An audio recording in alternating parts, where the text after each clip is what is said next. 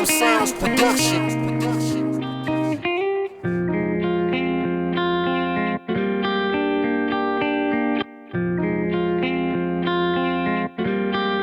What up, sound?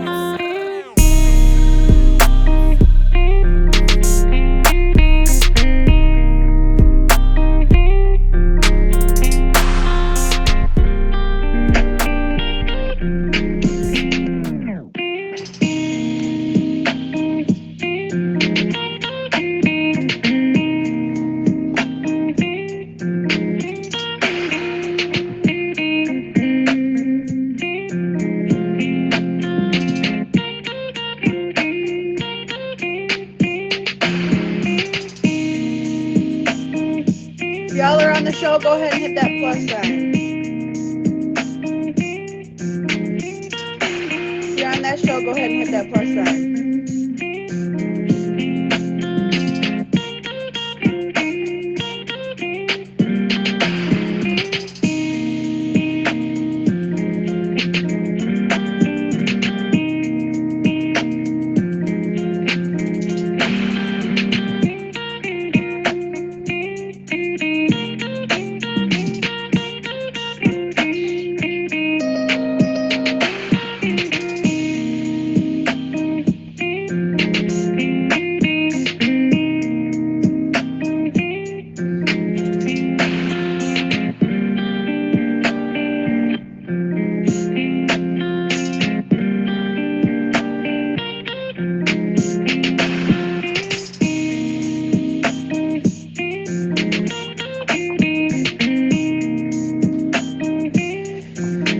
On the show, go ahead and hit that play. Want to see those juice boxes in the comments, y'all?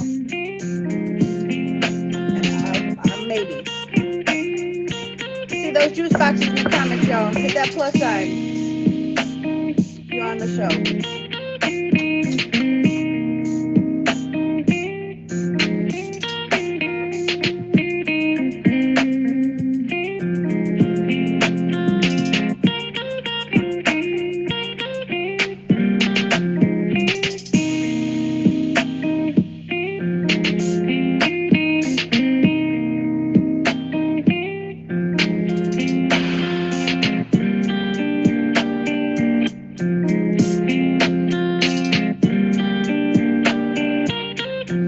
Those juice boxes in the comments, y'all.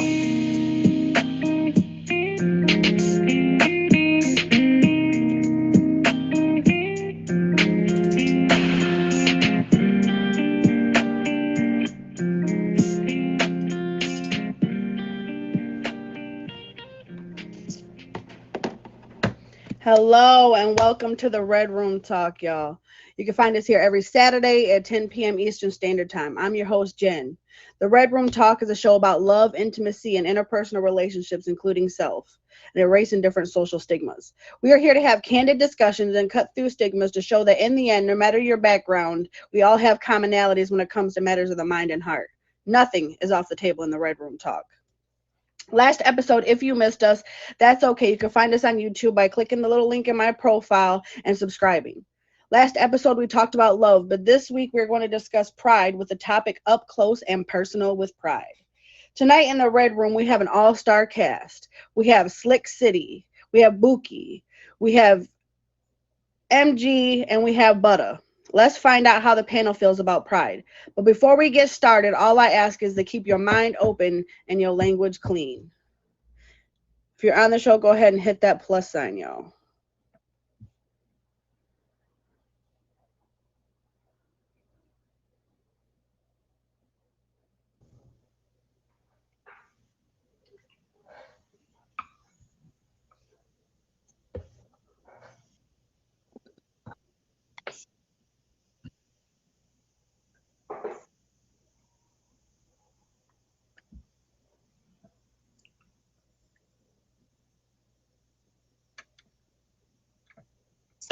Thank you guys for coming. Go ahead and try one more time, MG.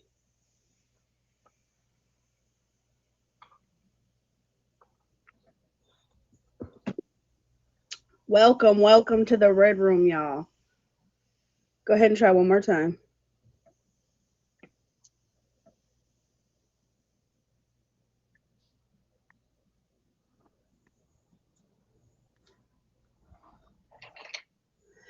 Anyway, make sure y'all are watching them comments. But y'all, welcome to the Red Room, y'all. I'm so thankful to be here. It's the last week of Pride Month, and I'm so grateful to have you all here to share it with me. So, first things first, I'm gonna go ahead and start with Butter. Go ahead and introduce yourself and let us know about your live and tell us about your show and things that you have going on, and then we'll get started. Okay, well, hi everyone. I am Butter. Okay, make sure y'all hit me with the fave. I'm trying to get better with my schedule, so y'all bear with me. But y'all know y'all can always find me every Tuesday at 7 p.m. Eastern Time. Butter's floor is yours. Hottest talent show on the app. Okay, so make sure you come through. And any other time if you see me live, just come and hang with us. You never know what's happening up in there, so just come see. And G, go ahead and introduce yourself. Um, I don't know what to say, but hi. Make sure y'all hit MG with the fave. She came through last minute for us, y'all. So make sure y'all give her a special hello. Make sure you show all my panelists love. Go ahead and let us know about your live Buki, and then we'll go ahead to my guest co-host. I'm Bookie Baby. I stream on the regular. Y'all can catch me throughout the day. I have this is my Sunday flow on Sunday, but pretty much I'm just here for entertainment and all that good stuff. So make sure you hit that fave button on me and I'll fave you back. So my baby Slick City, my guest co-host. Thank you so much for coming. Y'all, we've been working on this show for a few weeks, so I definitely applaud you and Buki for coming through to help with it. But let us know about your live and what you have going on. Well, my name is Slick City. I'm one of the most prominent gay people on this app who is known for talking my mess and versing and killing them in these verses. Y'all can check me out throughout the day, mainly at night. Whatever is clever. Hit the wave. All right. I'm your host, Jenny Juice. You can find me here every Saturday at 10 p.m. Eastern Standard Time. You can also find me late night into early mornings. I've been trying to switch my schedule up and do more daytime lives. It seems to be more lucrative. But I definitely love the show every week. Thank you guys all for coming. Those of y'all who are in the comments, I appreciate all of you guys. Make sure you hit these top three bosses, y'all. But we're going to go ahead and get started. All I ask is that you keep your minds open and your language clean. So June is Pride Month, and it is always exciting to see those first rainbows. It reminds us that of the beauty and love celebrated this month. However, we know that it's not all sparkly and colorful, and there is much history behind the Pride movement. We also know that by supporting the LGBTQ plus community, that we are creating a space of acceptance and appreciation, and not perpetuating the hate and violence that has plagued these communities for many years. So I want to know how your story started. All right, MJ, I'm gonna go ahead and drop it down. Go ahead, Jada. So, what is your coming out or your transition story? I'm going first. Well, I guess go ahead and introduce yourself, and then you can tell us your transition story. Uh, okay. Hi, my name is Jada. I think I started transitioning like 5 years ago. I really never had an experience to like coming out or anything. I was always like, I believe that I was born in the wrong body. I was diagnosed with trans dysphoria before I started my transition, or before I started hormones. I was diagnosed. So yeah, I've been living in it for about 5 years. I've had a few surgeries done. I plan on completing the full process, and yeah, I'm 29. That's all. Then you guys can go ahead and pick it up as you wish. Well, I didn't really have much of a coming out either. Back when I was still in school, my school was more known for just having a lot of, the homosexuals in the county. So it was kind of just like, well, this is how everybody is. This is how it's just. It wasn't a big thing. I think the biggest thing was just coming out to my mother, And that wasn't even big because I have an older sister who came out before I did. So she was kind of like prepped, like, okay, I might have to go through this again, but I was on my way to college by the time I told her, so it didn't even make a big difference of how, I wanted to live my life anymore because I was no longer in the house. So it was pretty smooth. It was definitely pretty smooth when I finally just was very much open, including with like my family and anybody who didn't really know that was, in different states that might know me. Like it just kind of picked up on it, was like, oh, okay. So what? So that was it. Me, I think it was like I would do stuff on like the computer, and I would accidentally leave it on the screen, and then my family be looking like, "Ooh." And it was kind of hard to tell them because it's like they always wanted me to have, babies and a wife and all this and stuff. So it was kind of hard, but then I have to realize with myself, this is who I am, and I can't change that for nobody but myself. So that's pretty much how I came out, just because I would accidentally leave, stuff on, and I was 16 when I came out. Okay. Well, I didn't come out. I got put out the closet. I was 15 years Same. old. From over the summer of me going to 10th grade year, I started hanging out. I finally got gay friends. So, long story short, I snuck out one night, went to the gay club. I didn't come home to the next day. My mom was going crazy looking for me. I lied to her, told her I was at a party, everything was fine. One of my friends that I was with, their mom actually called my mom and told her that God called her and told her that she needed to tell my mom that I was gay. So that's how I came out of the closet. Wow. Wow. I'm sorry, brother. Um, so I just want to obviously that's something I'm sure is very tough for all of you, but I want to thank you guys all for giving for telling that. Um, but if you're just pulling up, that's okay. We have so much more to come. You can find us here every Saturday on the Red Room Talk at 10 p.m. Eastern Standard Time. We just discussed your coming out or transition story, but now I want to talk about your story a little deeper. Men, women, transgender, and non-binary persons have fought for the last 60 years to be seen and treated just as straight, cisgender men and women. Realizing this boggles my mind when one realizes the equality for the community has only just started to fall into place on a governmental level in the 2010s. So what I want to know is, since coming out or just in your life, what has been the biggest adversity that you've had to face thus far? Society, I agree. for I sure. definitely agree. Because just because y'all telling. Ooh. Oh no. Oh no, come back. She'll be back. She'll be back. So go ahead. And, Definitely society, and just dealing with, not everybody is going to be okay with what you're okay with.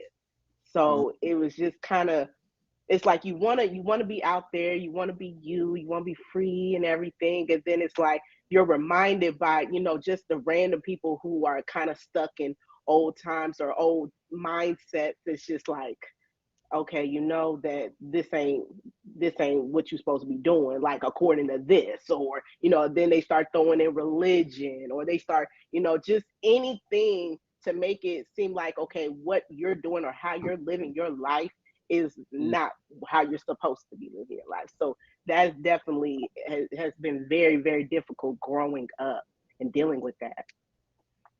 for sure. Yeah, I definitely agree with that, especially when you're out here with your friends and stuff, and then you gotta hide your, true feelings that you may have, and it just be like, oh, okay. And then when you go out, especially when you go out like to the club or something, you hear a song and you want to, work or something, and you can't do that because you're around your, straight friends and stuff. So it's just like, okay, I'll just sit here and,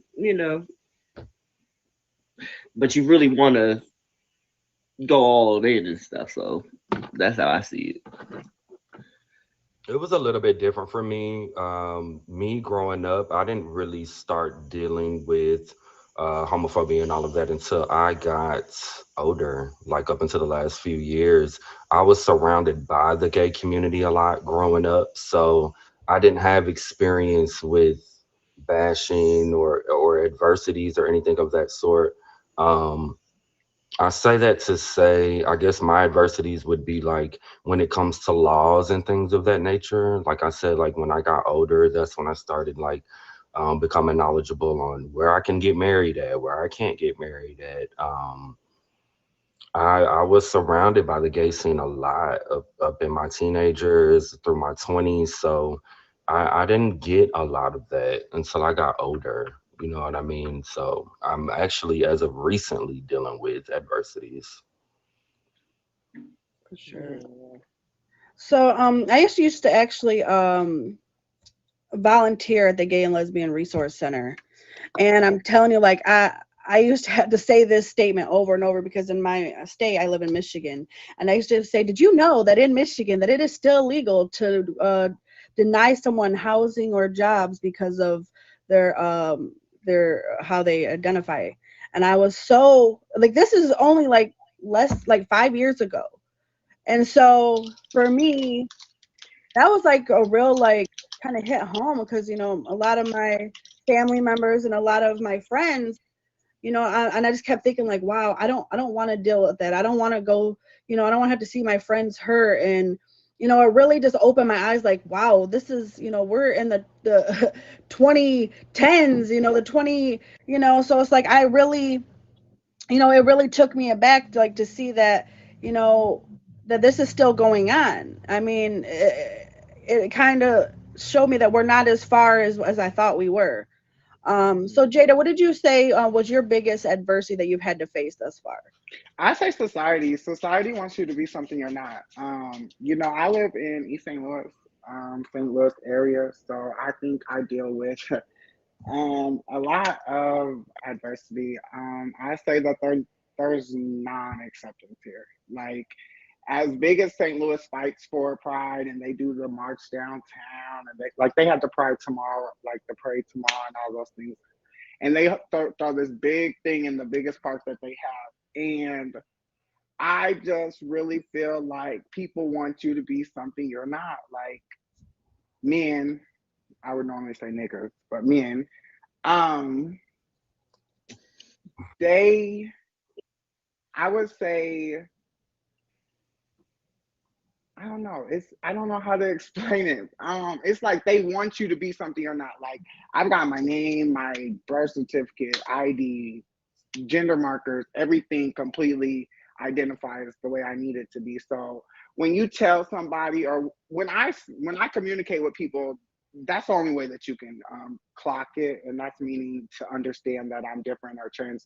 So I would say that once you um, tell somebody or identify yourself with something that they're not knowledgeable of, they turn ignorant. And so the ignorance comes out, and then you're going to say that I'm this, but technically, all reality, it doesn't matter what you think, because at the end of the day, I tell people, like, if I call the police on you, you're going to jail. It's called harassment. It's called a hate crime. You know what I'm saying? So I try not to deal with people. I really am, like, a lot of trans women, as myself, we stay to ourselves, because a man will think just because I'm transitioning or just because I'm living a trans experience lifestyle that I'm tricking someone. And bitch, I'm living my life. So at the end of the day, um, your insecurities, like I tell people, like, your insecurities have nothing to do with me, and you can't um, suppress them with me. Like, I mean, I very much so am an intimidating factor when it comes to the society as a whole. So when I go out in public, I have to be like, my friends be like, I'd be like, oh, bitch, he just said this. Look at him looking at us. They talking about us. And they be like, how you know, how, or, no, they wasn't, or you paranoid, or some weird shit. But I'd be like, no, bitch, I know what the fuck I'm talking about. Like, I pay attention to everything. You will not get nothing past me. You won't be able to get close to me or nothing without me already had knowing that you was paying attention. You know what I'm saying? And then I just feel like when a man pays attention too closely, I'm gonna say opposites attract. So if you see the woman that you see, then you're going to respect me as the woman that I am, and that's just how I deal with it. I always tell my cousin, because he's a pastor and he likes to hit the Bible a lot. Like I tell him, y'all believe a book that was made by man. God never told anybody. He told your heart to love and your brain to think. So how can you tell my brain what to think or my heart what to love? You understand? So it's a little dark through here, but yeah, I guess it's working. Y'all, everybody is so beautiful here tonight, and I definitely thank y'all for coming. But while the 19th, if you're just pulling up, that's okay. You haven't missed much. We still have a lot more to discuss. You can find us here every Saturday on the Red Room Talk at 10 p.m. Eastern Standard Time. You have to say it that way or it doesn't count. We just discussed your coming out or transition story. Then we discussed the biggest adversity that you've had to face. But now I want to be everyone to be a little more informed. While the 1969 Stonewall riots were a major turning point in the fight for LGBTQ plus rights, organizations dedicated to promoting rights within the community began as far back as the 1920s. The Society for Human Rights, formed in 1924, and the Mattachine Society, formed in 1950, were amongst the earliest societies created to promote gay rights and decry discrimination brought on by the mainstream society. These organizations also existed during when various scientific fields and the United States government considered homosexuality a disease. Because of this, I want to know, what do you think is the biggest misconception that you've had to face, or that people need to know? Something that people need to know. I'll start this one off. The biggest misconception, just because I like guys does not mean I like you. I mean, it's as simple as that. I That's mean, it. what people That's the don't only one. understand about what men are, and this is why I'm proud to be who I am. Um, who, we're very picky. We're very funny acting. If you're not, being in this community taught me how to look good, talk good, get money. You know what I mean? Hustle. All of the things of the things, and it's funny when I meet some guys. Like even earlier, I had a picture up of me and my spouse, and I had about 5 guys come in my live and say, "Oh, bro, I just came in here to unfavorite you." Now that's cool. I've always been open on this app. I've never played by or anything of the sorts, or the things that the people do. But simply put, for me, just because you're a guy does not mean that I like you. I'm very picky. If you're broke, nope. If you're not cute, nope. If you don't, so that's just what it is for me. That's my biggest thing. Well, I can piggyback off of that and say that just because I like women or I like both doesn't mean that I'm gonna just automatically be down with threesomes, or that I'm just gonna just like everything that's going on. I'm not confused. I mean, if anything, I'm more sure of what I like more than a majority of the people that are around me. Like you're not gonna be able to just change my mind based off of your own perception, because you don't know my own experience, or you don't know, how I grew up, or you don't know what I'm attracted to at all, because you're not me. You're not me. So you cannot go and try to put your foot in my shoe if you didn't buy it. If you didn't, you didn't wear them out. You didn't break them in or nothing. Like you don't have none of that going on. So why do you feel the need to think that you can automatically change my mind? Like I've had a lot of conversations with men back when I was only dating women, and they felt like it was a challenge, like, oh, you just ain't had the right guy yet, or you can change, like it's just you this is a phase. Like it's not a phase. It's not a phase at all. And so I think that is a very, very big misconception. Me, I think it was because I, you know, disabled and stuff. So everybody looks at me like, oh, you won't be able to do this, or you won't be able to do that, or you ugly just because you look a certain way. Guess what? I can do the same things that y'all do.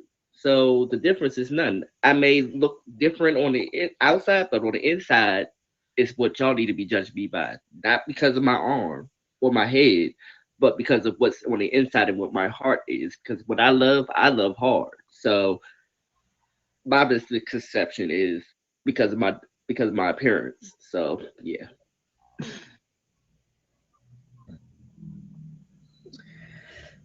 So I remember I was the very first person that my cousin came out to. And I remember they just kept saying like, well, don't change and don't start being like this and don't start. Just because someone is what they are doesn't mean they're going to change everything about them. They're already who they are.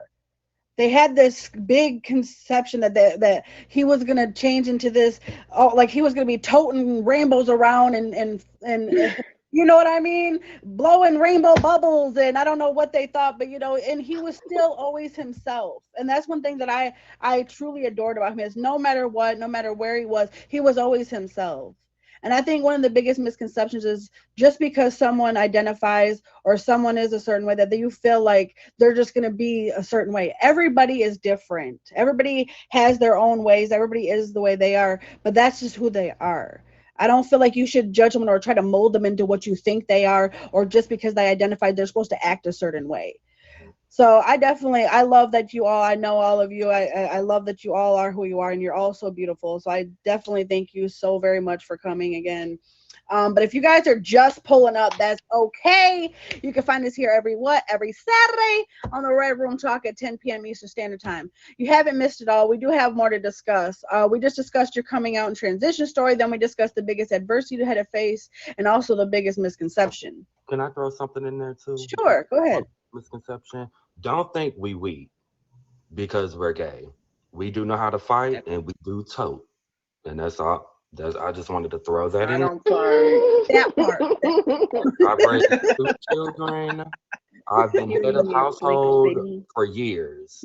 And just because I like guys does not take away from my manhood. So, But I can't believe you deal with Matt. That's a troll. Oof.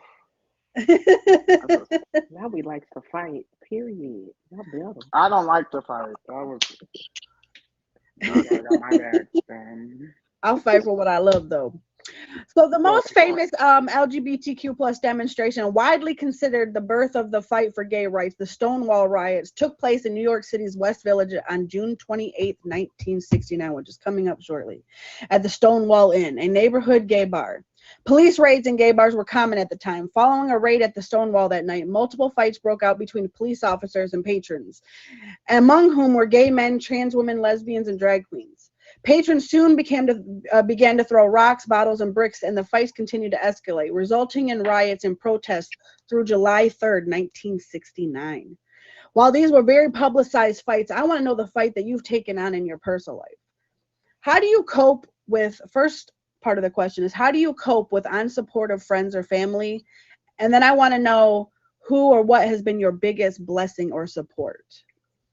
So first, how do you cope with unsupportive friends or family? You eliminate them. That's the only way you can do it. The only way, because you will not have peace. You will not.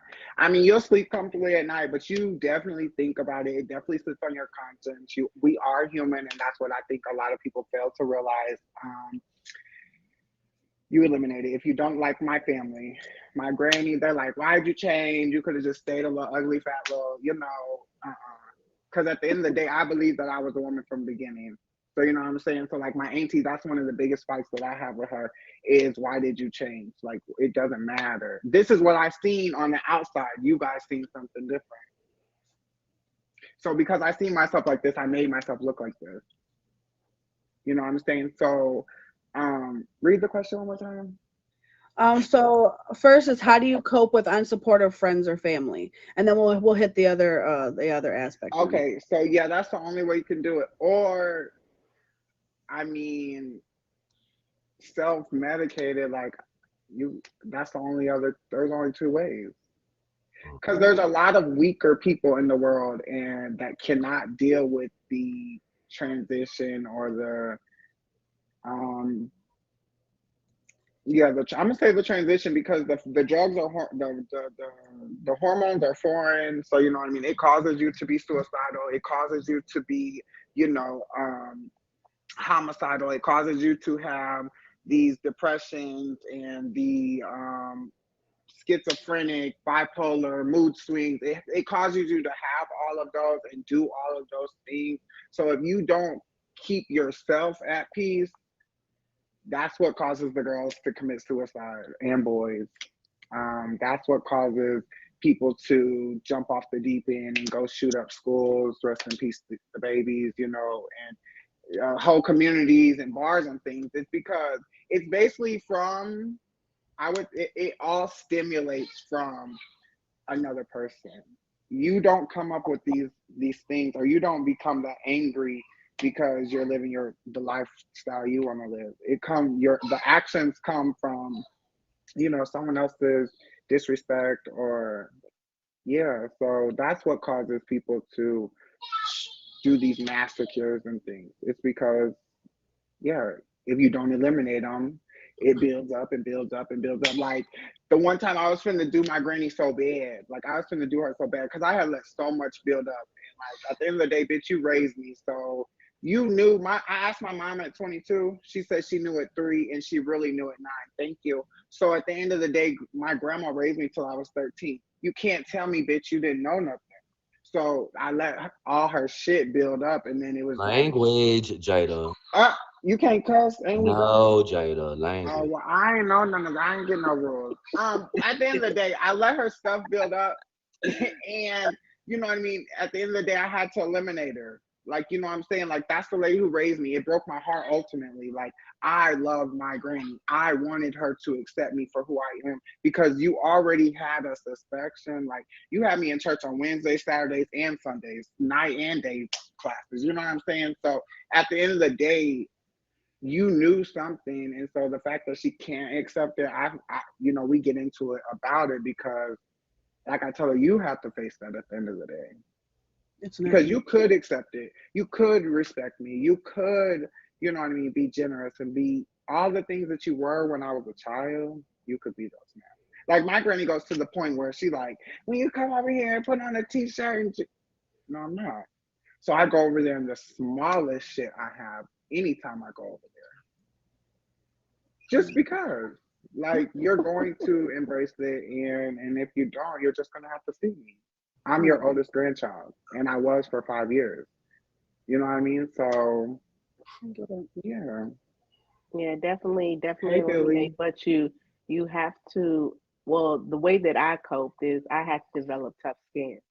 Like I already knew what comes with the lifestyle and what comes with, people's different mindsets and everything. And people are going to come at you in different ways. And it's going to be your family sometimes. And you got to learn, like, hey, everybody's not going to see it the way that you see it. So you need to grow some tough skin or eliminate them so that you don't have to deal with them anymore. Like I have people who still don't understand that I don't even talk to anymore. So it just, you gotta keep it moving. Gotta keep moving. I say eliminate and move on. Just I got so many friends that don't accept it, but guess what? They're not living the life that I live.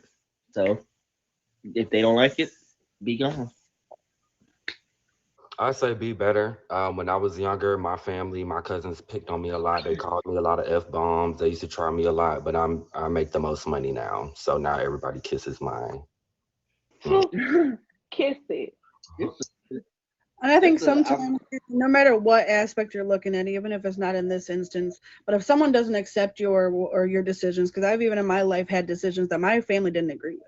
But one thing I could tell you is I've always went my own way, no matter what True anyone to said or yourself. anyone's opinion. I feel like no matter what instance you're really looking at, if people don't accept you, that they can be without you, and they're the ones really losing out because knowing all of you, you're such great people, and you have so many talents and so many beautiful aspects of you that I think often like they're the ones who are really missing out. They're the ones who are really missing out on the great people that you are. And I think that that's just really sad. So I want to kind of look at the flip side of that.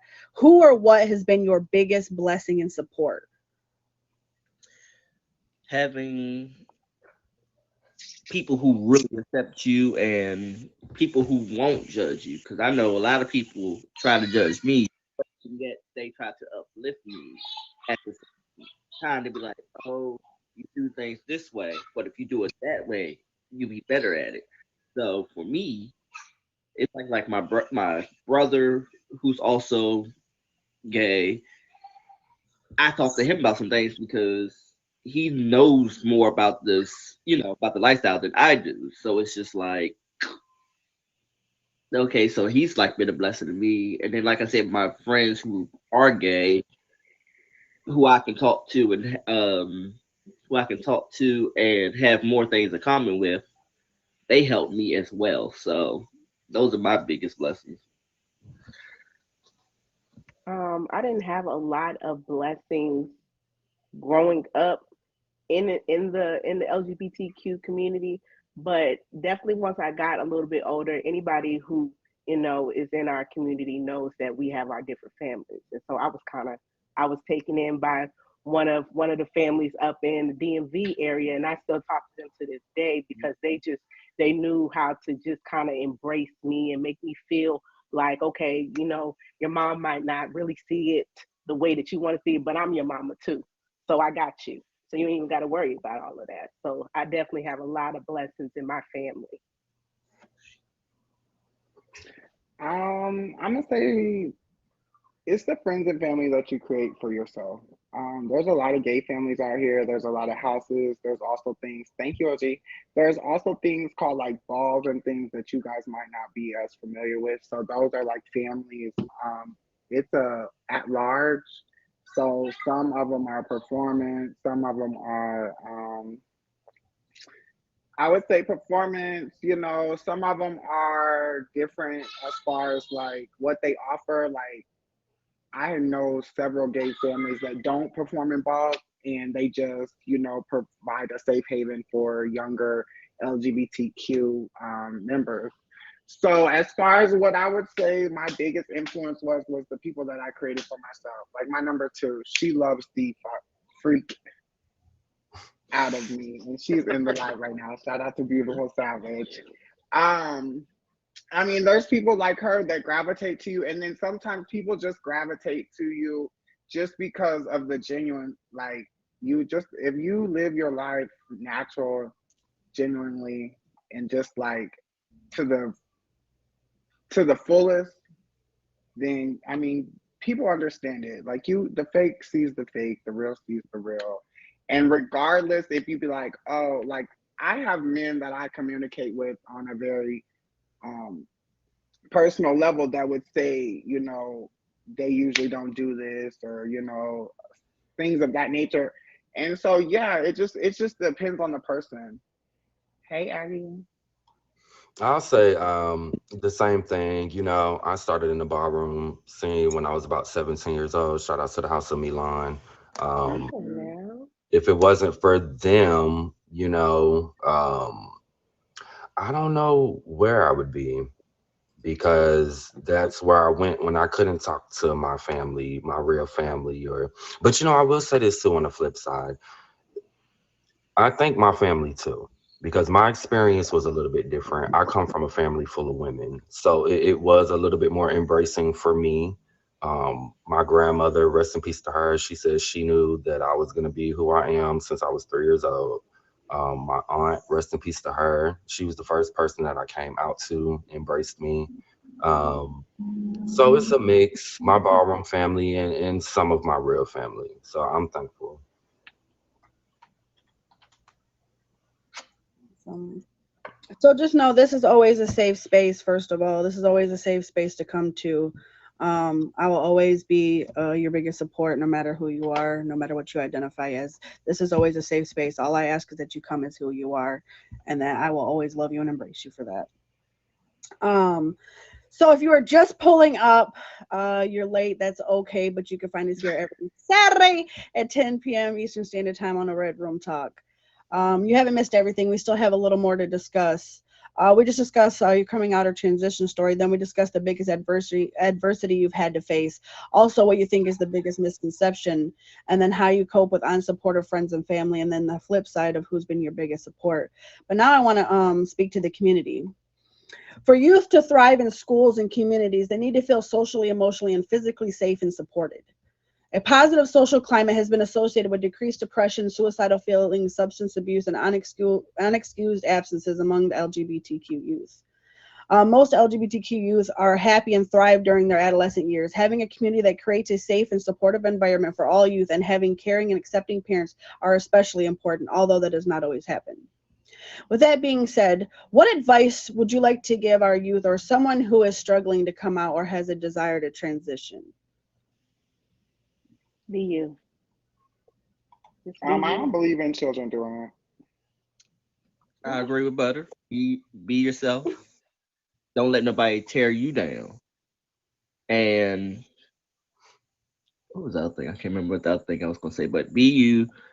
Don't let nobody tear you down, and don't let nobody stop you from doing what you want to do.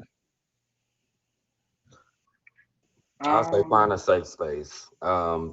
Safe spaces matter. You know, even whenever I have a lot of my youth that comes to my life, regardless of what people think of me, I always embrace the youth because a lot of times, I got to keep it real. We're in 2022, so I'll just tell a quick little story. I had this boy who used to always come in my life, and he would never say nothing.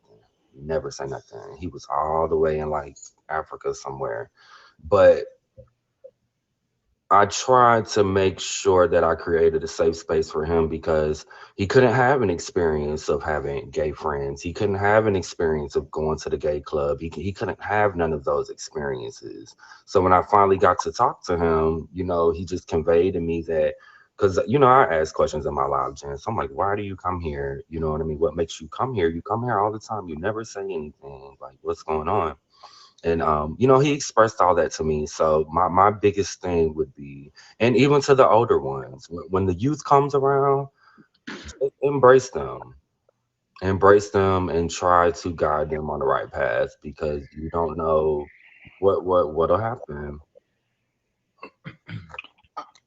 As far as the youth, I really I don't know the words that I have for it. I don't, your decisions can't be made, I feel like, until your your brain has fully processed and understood the things that it needs to understand. As a minor, you don't have everything that you need for that those processes to happen. The transition can the transition can start as early as 16, but like I did, I waited because like behind everybody there's a different story. Like I waited till I was 18 because I fought it like I was fighting in the street. You know what I'm saying? So I feel like I we give the children the opportunity to make the decision for themselves and live their life, but I would not allow children to make their own decisions, if you understand what I'm saying. So as far as like my brother, Slick does a really good segment with it when he does communicate. I'm not very good at communication. So I would say no, but at the end of the day, I know that I didn't want nobody telling me no at that age. So the I don't push it on them. I would experiment with them, you know what I mean? Giving them different opportunities and opening up different doors to allowing them to see different things, expanding and sharing my stories with them because it's definitely not a lifestyle built for everybody. And yeah, you can be homosexual without transitioning. And people don't believe that. You understand what I'm saying? Now, in my head, it's only a boy and a girl world. So either you're going to be a man or a woman. But in the world, we know they let the LGBTQ, and I think they're finna add P, right? I think I'm seeing Yeah. that. Yeah. Yeah, because they finna let the people that like molested kids, they said that they don't know I that love A. was love. They finna put it on I there. What's the rest of the letter? That's not it, Cortez. Wait, Yeah, so like When I was looking up, that's Cortez, that's a whole definitely nother. not it. But I think it is LGBT Q plus. QIA plus. Yeah. Yeah, because they're finna like the people that are in prison are doing this petition right now that's saying that child molesters love who they love and the kids love them back. And so yeah, that's just something that America's doing because America is allowed to do whatever under the sun. You know what I'm saying? So like that's why I say like the age is like 16. Like why would you let your child do that at 16? You know what I'm saying? My like where I thought about the advice or what I was thinking when I asked this question was, especially like I know a lot of people are born the way they're born, right? So a child could be born a male but wanted to be a female his whole life. So I think about, you know, the advice that you would give, because when you have those feelings, they're so strong that some mutilate or some, you know, go through these moments of suicidal thoughts. And which actually here in just a moment I'm going to plug the Trevor Project and the Hotline in just a moment. But you know, I know that's something not even just for youth, but even grown adults who have been struggling their whole life to come out, struggling with those feelings their whole life and have nowhere to go. That's why I try to make sure that my live is a safe space for everybody. All I ask is that you come as who you are. I will never judge you. I don't care what you identify as. I don't care if you identify as a purple dragon. If that's what you want to be, I'm going to love you as that purple dragon. You know what I'm saying? No jokes aside, but I want you all to just be who you are. And I want this to be a safe space for anybody to come. Any advice that you need. If I don't know the answer, I will give you the answer. I don't have all the answers. But I know that I can be a safe space to give you advice. And if I don't know the answer, I will find you the answer. And I will tell you if I don't know the answer. I'm not going to lead you astray. So a lot of these streamers who don't really accept it. It's like a lot of these streamers don't accept it on tag. You're right. And that's okay. That's their prerogative. But we know here in this live, you are accepted and loved for who you are. Absolutely. And I just want to piggyback off of what Jada said. You know, what a lot of people don't know about me is a lot of my girls that I came up with were transgendered women. So I went through a phase of my life where I didn't know if I wanted to be trans. You know what I mean? Like, real. That's what a lot of people don't know. So it's just to back up what you said. That's why it does make sense to wait until you're fully formed into what do you want to do. I like being a man. And that's what I came to understand. I did drag one night, all me and my friends, and I just felt uncomfortable. I went to the car and took all that shit off because I just felt uncomfortable. It wasn't for me. I don't want to be a girl. So at this moment, I'm going to plug right now. So you can call the LGBTQ plus suicide prevention hotline if you're ever feeling or you need someone to talk to. The number is, I want one of you guys to go ahead and type it for me, is 1-866-488-7386. Again, that's 1-866-488-7386. And that is for the LGBTQ plus suicide prevention hotline. And you can also go to the trevorproject.org. That's the trevorproject.org. They have a number where you can text, where you can call, or you can reach out to someone right there online to talk to. So there's always a safe space here with me. But if you need, you can call that hotline, or you can go to the trevorproject.org. So if you were just pulling up, you're definitely late. It's almost over. Don't fret. You can find us here every Saturday at 10 p.m. Eastern Standard Time on the Red Room Talk. We are my favorite part of the night. We just discussed your coming out of transition story. Then we discussed the biggest adversity you've had to face. How do you cope with unsupportive friends and family? And then who has been your biggest support? Lastly, advice you would like to give our youth or someone who is struggling to come out or has a desire to transition. But now we're going to go to my favorite segment. This is the Ask Jen host hot seat question. But this week we are changing it up a bit. Since I am not in the community, I am just an ally. I'm actually going to put Slick in the hot seat. Okay, I'll put Slick in the hot seat. Okay. Right, I want to. So I went to Instagram to ask our peers what they want to do it. You guys can all weigh in just a moment. I'll let you guys all weigh in. But I went to Instagram to ask our peers what they wanted to know for this week's hot seat question. If you want your question to be featured, make sure y'all hit me on Instagram, follow me there, and then you guys can watch out for that post. It's usually on Thursdays that I post the hot seat question, so you guys can weigh in on that, and then your question could be posted and you could be featured, because this show is also on YouTube, y'all. So this is bigger than this moment. Next week's episode, make sure that you go to my profile, click the icon Instagram, and follow me on YouTube and subscribe. So this week, Jazz wrote in, she said, what has been the hardest part about dating for you? We haven't touched on the love, but you know, love is love here. So what has been the hardest part about dating for you? For Slick. Oh, there's so many levels to that. Um, what people don't understand is, and it just goes to what I said earlier. People think we weak, but when you have testosterone, dealing with testosterone, oh my goodness, like it can get so volatile. It can go real left, and I think that's, I don't know. For me, it would be a little bit different. I can throw in color and all of that too, but at the same time, I'm just gonna leave it simple. It's the testosterone and the testosterone. It could be a lot. It can be a lot. Yeah, because weeks feel like years. I don't know if you guys have ever heard that.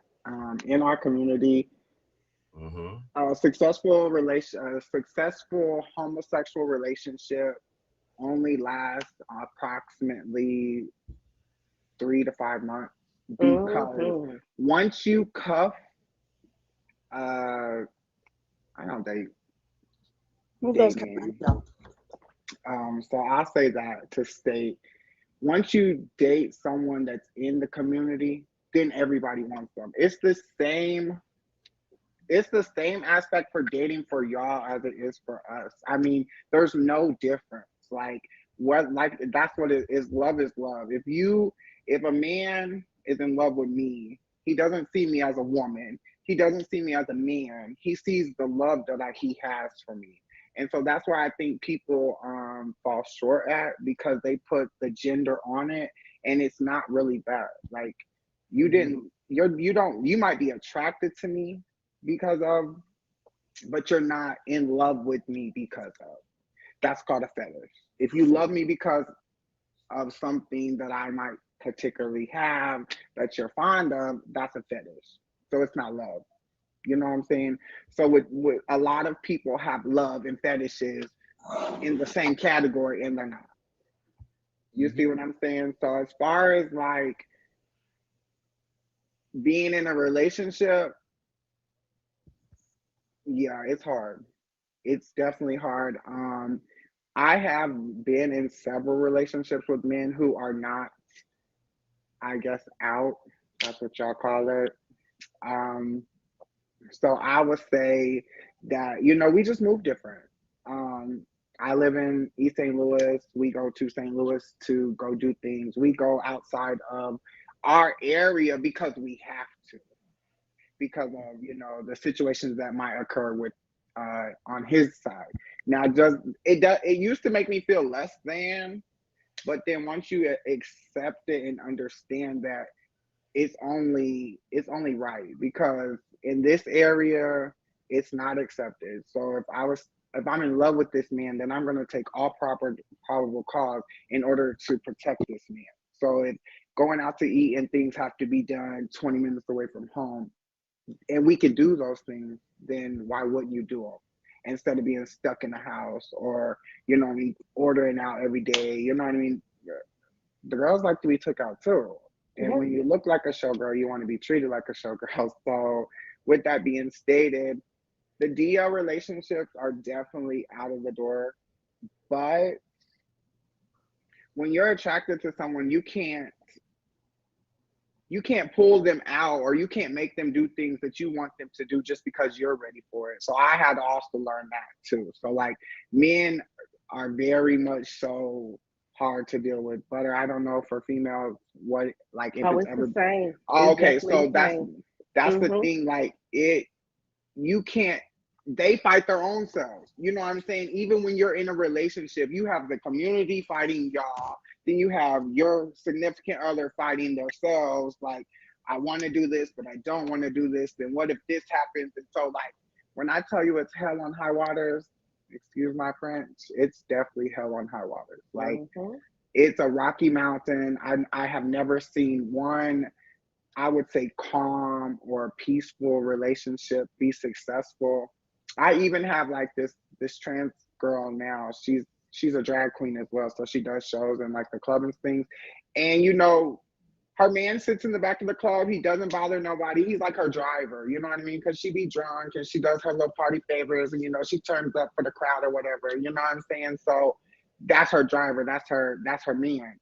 And people, you wouldn't imagine when she comes out on the stage, like she sees people trying to talk to her man, or you know what I mean. They've been together for like 7 years. He's not moving. He doesn't even like to talk to people. You know what I'm saying? But the pressure that the gays apply to what they want is very obnoxious sometimes.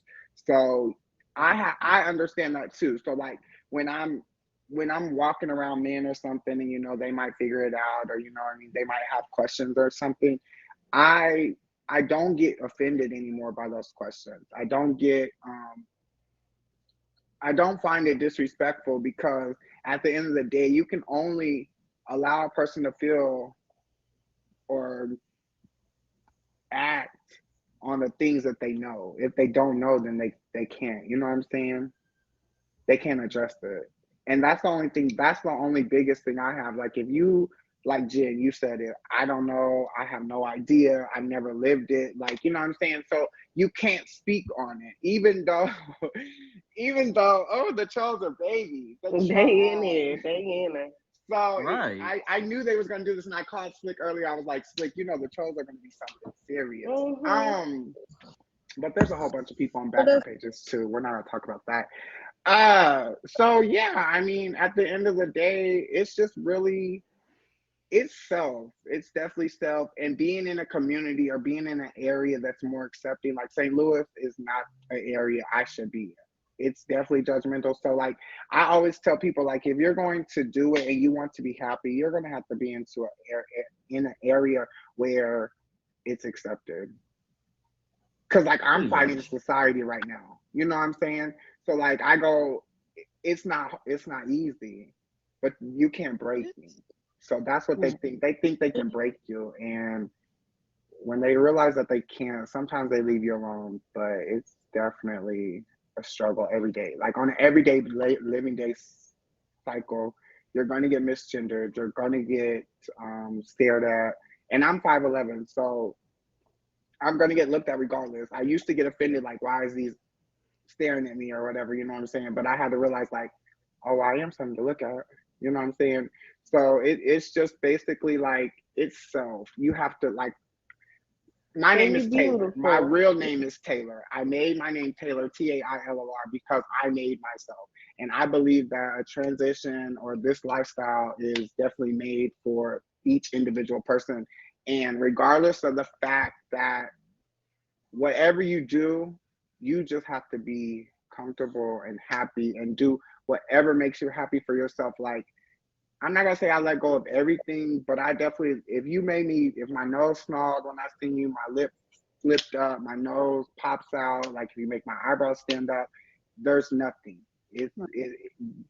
When they say pay attention to the flags, if you don't pay attention to the flags, that's when things, turn rocky.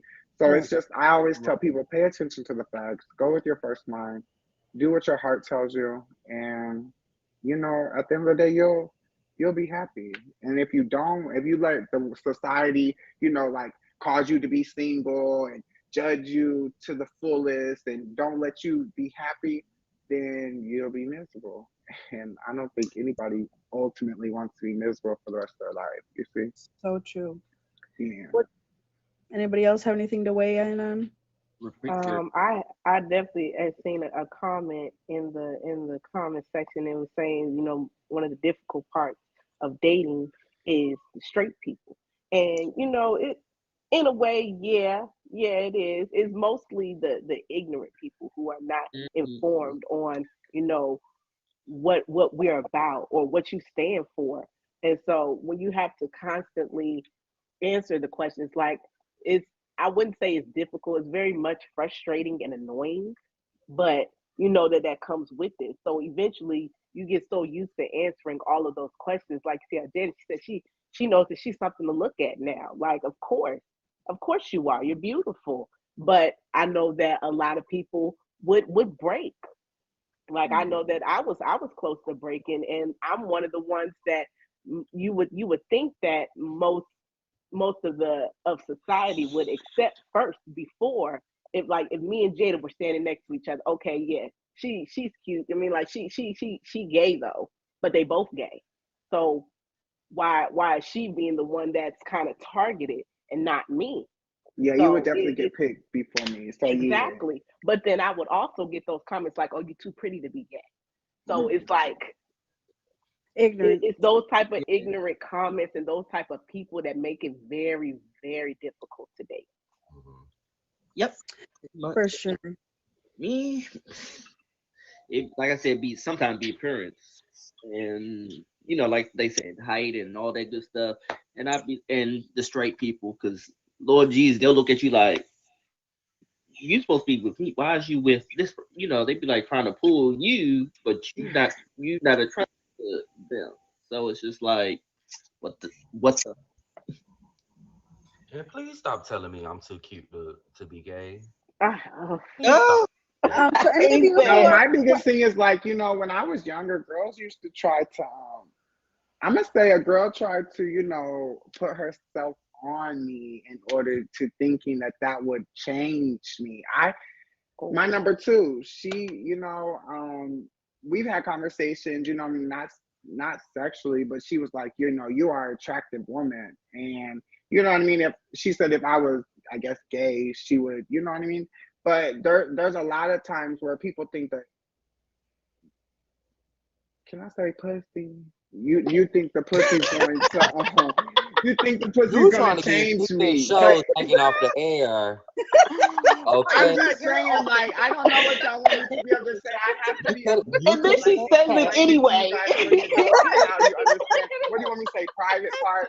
Like the private part is not going to make me yeah, okay. Well, it's not gonna make me want this particular thing anymore if you have the best one or if you have a broke down one.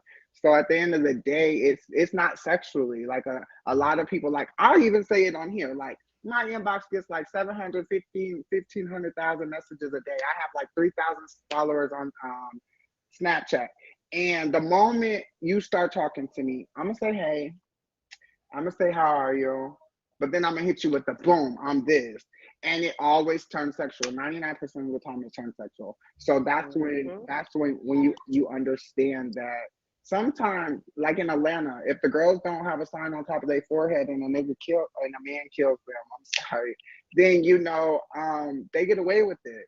So I've always said I'm not walking around with a sign on my head. I'm not telling you if it's not your business. You know what if you can't clock it, the terminology we use, then it's not for you. right. It's you know what I mean. And so like when you're paying attention, you stop your world. You pay attention to me. Like I was in my friend's live the other day. This man was going through my pictures. He was like, because one of the other men in her box were talking to me, and then he just got I'm just blurting this phrase out like over and over and over, like he wanted the man to stop talking to me, but the man already knew me because me and my friend have been friends on here for like the 2 years that I've been on the app. So he played it off, but then like the man just got like real obnoxious. So then I had to get in the box and address the situation, because at the end of the day, you went through my pictures and I had like 100 at the time. So then you was really going through my pictures, so you really was paying attention to me. So at the end of the day, if you're in another live in a female, I guess so to speak, box, then what are you doing? Like, why are you paying attention to anything other than gents? Because we're in your box. Like, so I wouldn't be looking at the comments, going through Slick's pictures, you know what I mean? All of that, because that's not what I'm here for. Right. So You're here that'd to be my support whole the person whose live you're in. right. So my whole thing, because I have a lot of girlfriends that their men, like, They will not talk. They will not give. Like if they like Venus and Brittany, those are some of my top supporters. When they're with me and they talk to me, like Venus is my mother, Brittany is my best friend. When they verse me and shit, like their people do not talk. They do not say nothing. Sometimes they'll give to like try to kill me. So like that's when I'll call slick and shit. Cause like that's when I'll call my big shooters, because at the end of the day, y'all are not gonna do this because y'all think y'all can. Like I got it just like this young lady has there. Y'all are making me change my words up. But yeah, so like so I use that like that, but at the end of the day, everything that you could have, Jen, as far as being a woman, I could have it too. You know what I mean? Anything. And so that's what people don't understand, because here in about 3.5 seconds, once I do get the cut and split, what am I gonna have to keep pulling it out and showing everyone like, yes I am, yes I am, yes I am type shit? Like, you know what I'm saying? Like, so that's what it bases off of. You know what I'm Just saying? being So who like, you are and just yeah, so at the end it's really all about, so here we are. right. The ultimate goal is true acceptance of all fellow human beings. First Nations will continue to celebrate LGBTQ plus and two-spirit communities while ensuring that they have a place at the table and their rights are not diminished. We must continue to protect our sacred family members and keep up the good fight. If you have people near and dear to you who identify as queer or transgender, surround them with love and empower them to be who they truly are. So at the end of every show, I like to come to this place of healing, this place of positivity. And so I'm going to share this quote, and then I'm going to let you guys all give your outros and reintroduce yourselves. Let us know about your lives and about any shows you have going on. So this is this week's quote. Gay pride was not born of a need to celebrate being gay, but our right to exist without persecution. So instead of wondering why there isn't a straight pride parade, be thankful you don't have one. Dr. Ron Holt. I like that. Oh, that's I cool. like that too. Hallelujah. So now I'm going to give you guys all the opportunity to let us know who you are again, about your live stream, and about any shows you have going on. So yeah.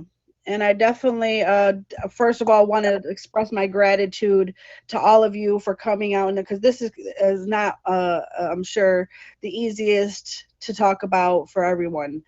So I definitely applaud all of you. I thank all of you for coming here, because this is a safe space. Whether or not we have polls or whatever, we knew that was going to happen. But I want you to know from the bottom of my heart that I thank you all for coming here and being brave, because you guys are all brave.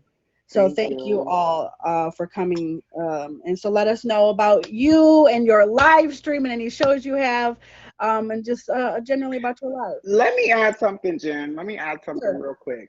I'm gonna say okay, so I have like 25,000 followers, 17 million downloads.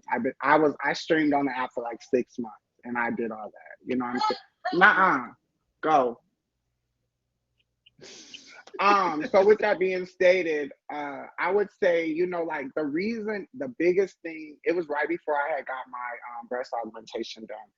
I was streaming, you know, caboodles. I was doing cash outs, 80K a week, 80K every 2 and 3 days, 200, 500K, you know. So I would say the biggest thing on About Tag is these, see, y'all don't want me to cuss, but they have to be addressed as the B word. So there's B words that would like inbox my gifters. Like all my gifters, they would go through and line it up, and then they would come back and tell me like, oh, I didn't know this. But first of all, you didn't have to know that.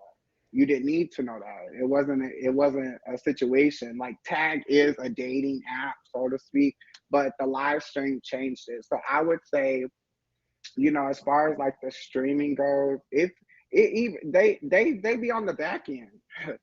It be just on the back end, you know, going crazy. Like I'm gonna tell you one of them, Island Girl. She did it to everyone that was in my top 100. You know what I'm saying? So like, there's really no safe place. You know what I'm saying? You can't be safe, because when I get offline, I can't hide my contributors list. Right. you know, while I'm live, I don't know all the fake pages and the But just backup know that when pages. you go live, that you are the one being genuine. That's the only advice I can Correct. really give there, is that you know that you are being a positive, uplifting person yourself, that you are being a genuine person. And the rest of it, I'm going to tell you, even for me as a streamer and a featured show streamer, that I know at the end of the day that when I hit that live button, I'm a genuinely good person. So that's all that matters to me at the end of it, is I know that on my end that I'm doing everything that I need to do as a person, that I protect the people who are here in my live. Because Hmm. no matter what, And that's you what I all, said. my followers, my friends, because I look at you all as my friends. Even if I've just met you, you're my friend.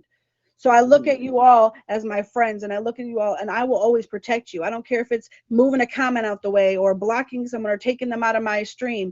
All I Hmm. know is at the end of the day is that you are here, and I am the person who here is here behind the camera. So as long as I am being a good, positive person, it don't matter. I can, all of y'all, go save my whole 1,500 people. Go save Right. all 1,500 people, because those are people who help make me.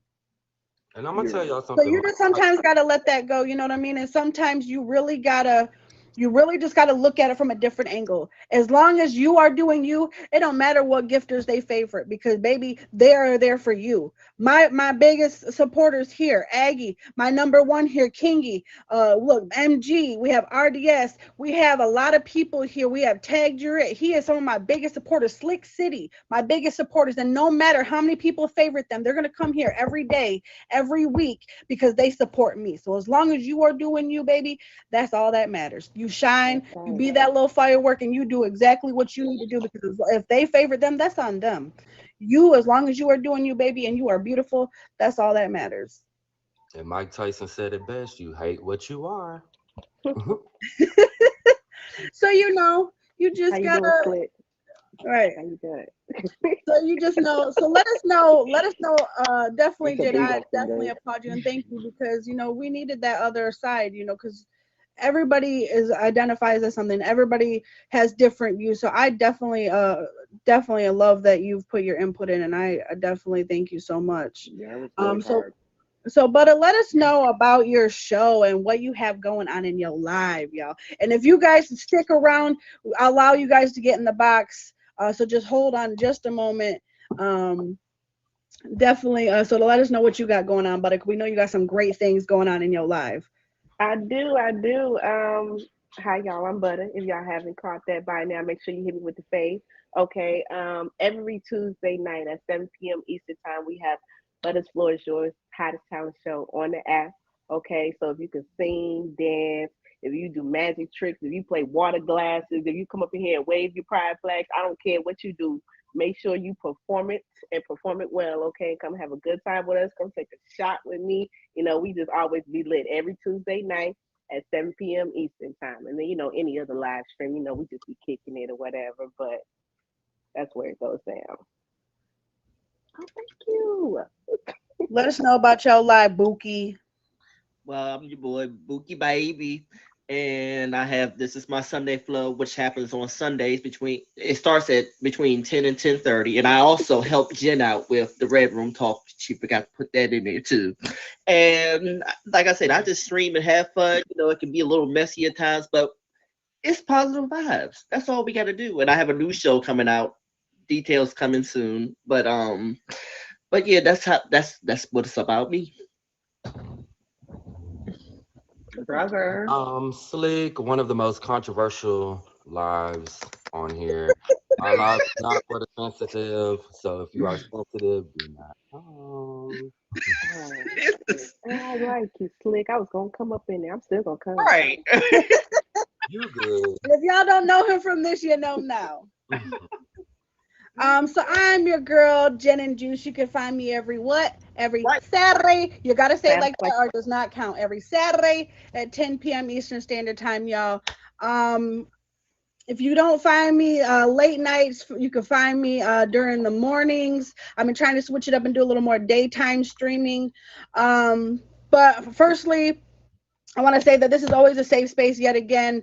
I don't care if it's 4 a.m. I'm pretty much up at all hours of the day. You can message me. You can Instagram me. Make sure y'all follow me on Instagram. Definitely follow me on YouTube so you can catch this episode and all other episodes. Um, but yeah, if you want to be on the show, I don't care who you are, where you're from, hit me on Instagram, send me a message, send me a photo, and I'll get you set up here on here. But I definitely want to say one more time that if you or anyone you know who struggles, you can go to the trevorproject.org to get help.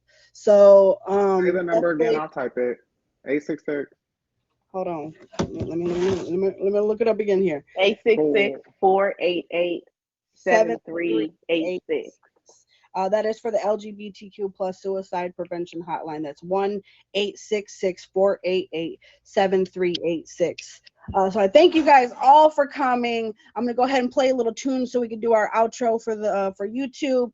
Y'all stay tuned. If you have any questions or you want to hit that box for some questions, we're here for you. Okay. I saw Yeah, your this my comment, China. I never went to a gay pride or nothing. Slick did this, and this is the first time I've ever participated in anything gay. No shade. Well, I thank you for coming.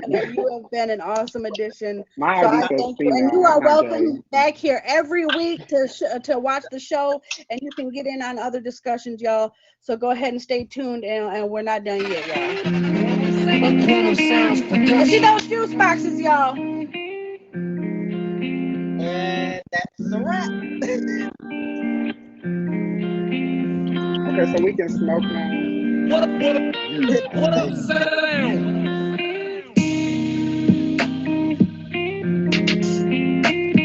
And if you have anywhere to go, y'all don't have to stay, but I ain't going home yet. Okay.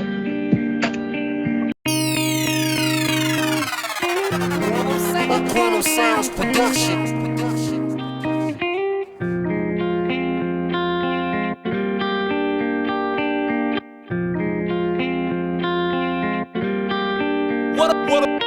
What up, sound?